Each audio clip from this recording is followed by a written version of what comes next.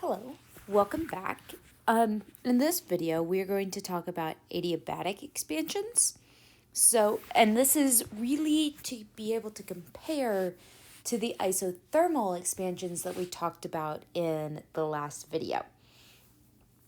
We are working in chapter 8.1 right now, and we are really working towards understanding cycles and engines and work. And so these are applications of the first law of thermodynamics. Okay, so we again have our expansion. And so this means that it's an expansion, and so our volume is going to increase. So our delta V is greater than 0. But this time, what we are doing is we are insulating the walls of the container. And so our container, these walls are thick. You can think of these sort of like a thermos. They are insulated to prevent the transfer of heat from the system, between the system and the surroundings.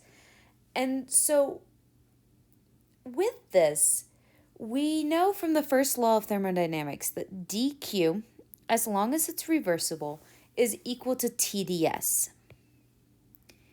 And adiabatic means that dq is equal to 0. No heat flows. And so this means that our ds, our entropy, is also constant in an adiabatic situation.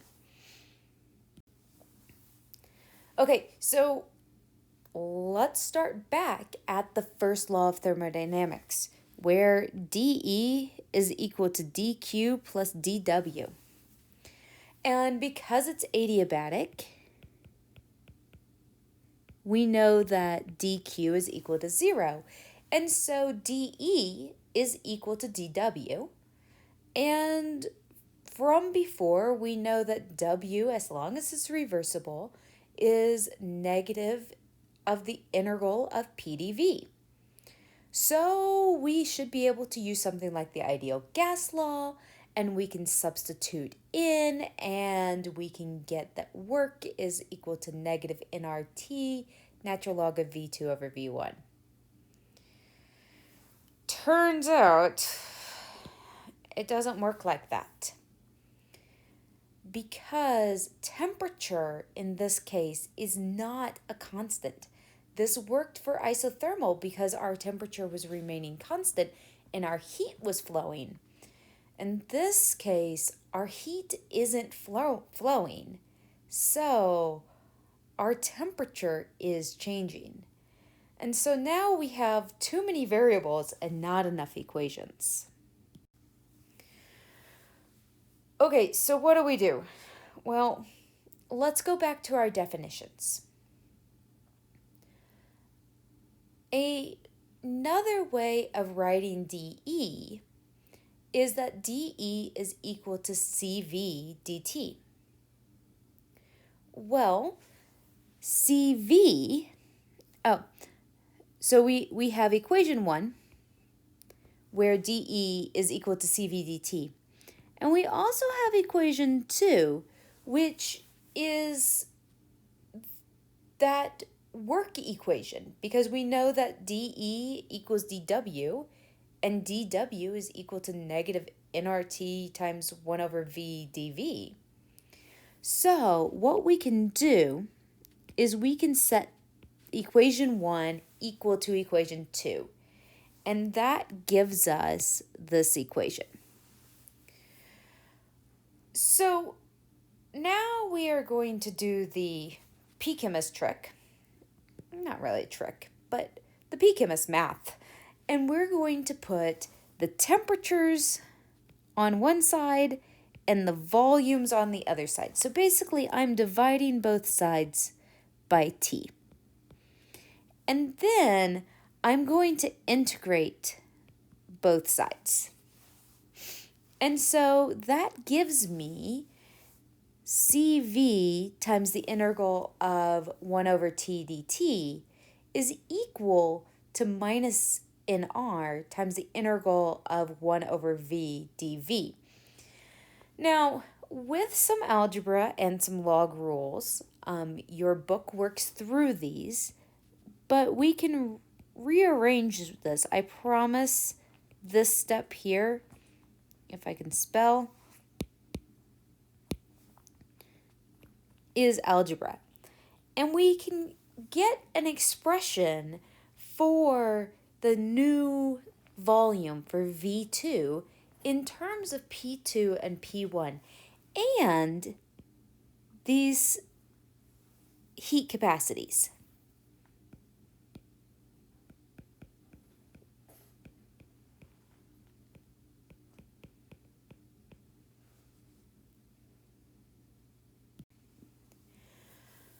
Okay, so now let's give this some numbers.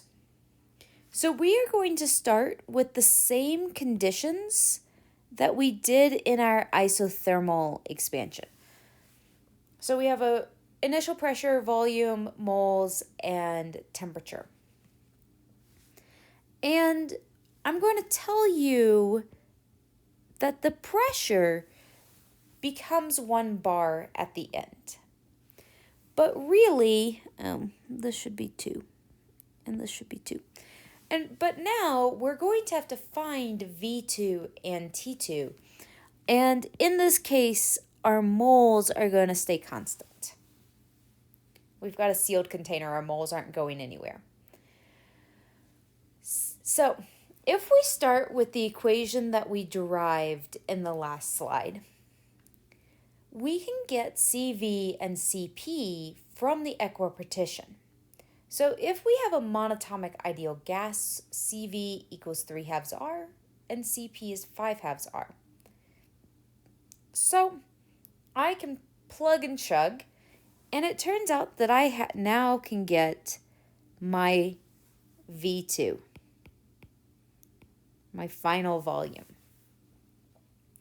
So now that I have my final volume,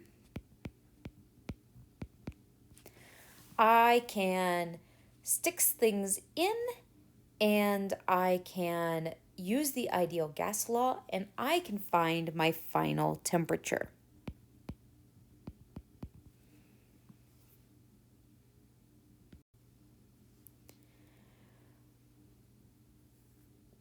Okay, but what does this mean for work? Well, so let's go back. Remember we said that in an adiabatic expansion, because dq is 0, that dE equals dW.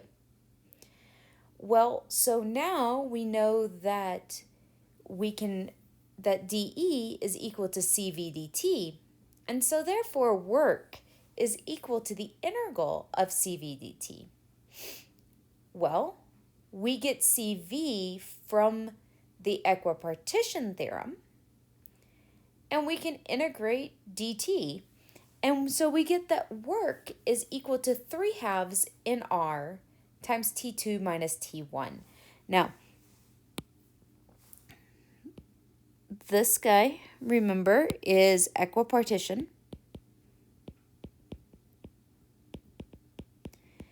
And remember that the equipartition is really working per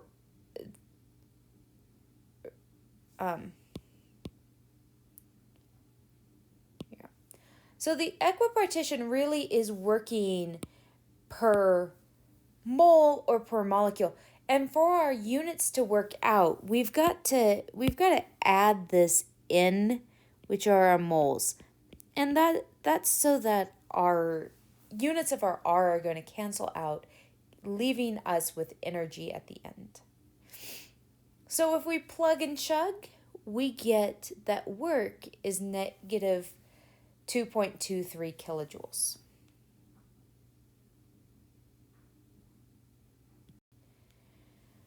Okay, so now let's compare things. Remember in the isothermal expansion, we said that in order to keep the temperature constant, heat had to flow. But in the adiabatic expansion, In order for heat to stay constant, the temperature has to change.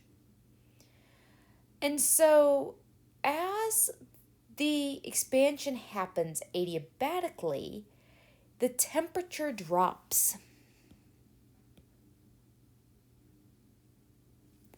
This is not the case isothermally. And because we don't have heat working with us, and as we expand, our temperature lowers, it means that the amount of volume change that can happen is much smaller. Because that volume change, remember how ideal gas law works, that volume change is dependent upon the temperature change. And so since our temperature is dropping, we only get to a V2 of about 10 liters. Whereas in an isothermal case, we get to a V2 of almost 25 liters.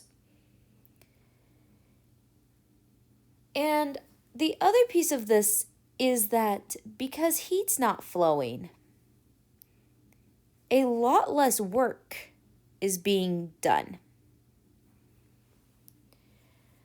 And so, depending upon the situation that we are setting up, we're going to get different, or based upon our experimental conditions, we're going to get different answers. And so, really, if we were designing an engine or something that is trying to harvest the work from this expansion process, we're going to want to figure out how to keep it at a constant temperature rather than keeping it isolated so that no heat can flow. Turns out that this heat flow, while challenging in that you've got to have heat available or be removing heat so that things don't overheat. While challenging, that heat is helping us do more work because that energy has multiple ways of flowing in and out of the system. Whenever we have adiabatic situations, the only energy flow that can happen is via work.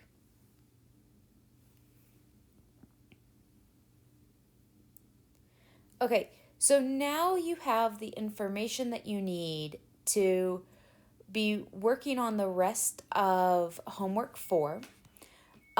You also have the information that you need to take the Now Try This quiz. It's going to be over isothermal and adiabatic expansions and calculating work via those different conditions. Okay? I will see you in class on Wednesday.